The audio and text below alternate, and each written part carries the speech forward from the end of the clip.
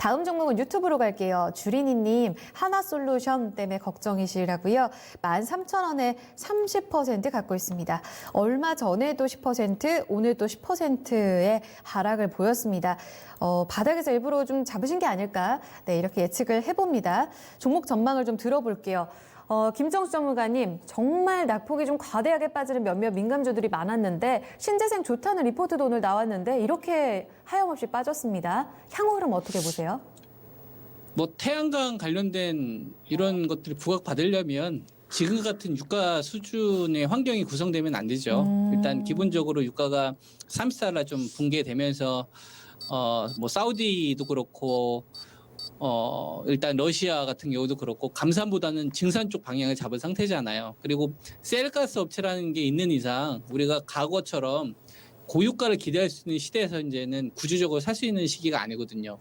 그렇기 때문에 하나 솔루션 같은 이런 업체는 종합화학회사지만 태양광 쪽 관련된 과거에 졌던 멀티플을 다시 회복하는 건 사실상 좀 불가능합니다.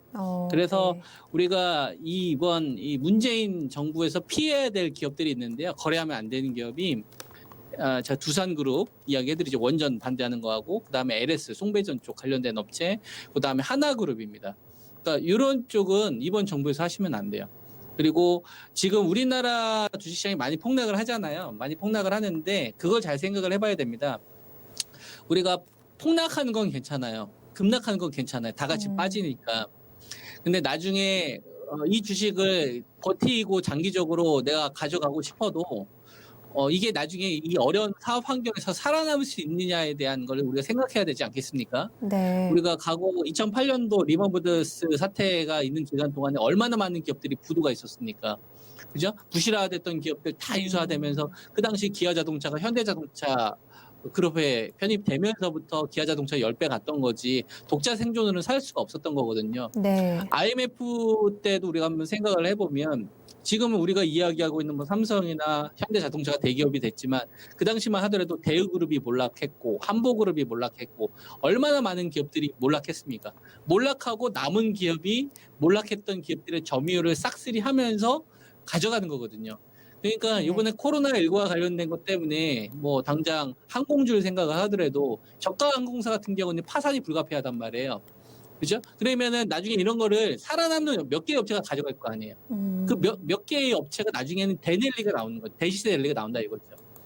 이런 관점을 접근해야 된다 이겁니다. 그러면 하나 솔루션을 생각을 하려면 당장 뭐 태양광 쪽 관련된 이 비전이 보여야 되는데 일단 트럼프 정책은 이쪽 관련돼서 아예 관심도 없으니까 미국 정책하고도 안 맞는 거고 그다음에 이 화학주가 종합화학이 시장에서 메인이 될 수 있냐고 생각을 해보면 네. 전혀 그렇게 되기 어렵죠.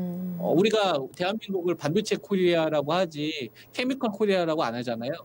그러니까 하나 솔루션으로 버티는 것보다는 반도체를 가지고서 버티거나 전기차로 버티거나 아니면은 5G로 버티는 게 저는 훨씬 더 낫다고 봅니다. 그래서 저는 예.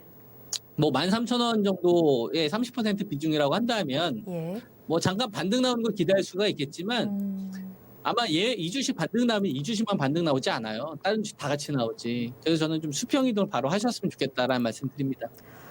종목 교체로 보시는 거죠. 반도체 쪽으로의 수평 교체도 한번 고민을 해보세요. 주린이님, 전망 어둡다라고 정리합니다.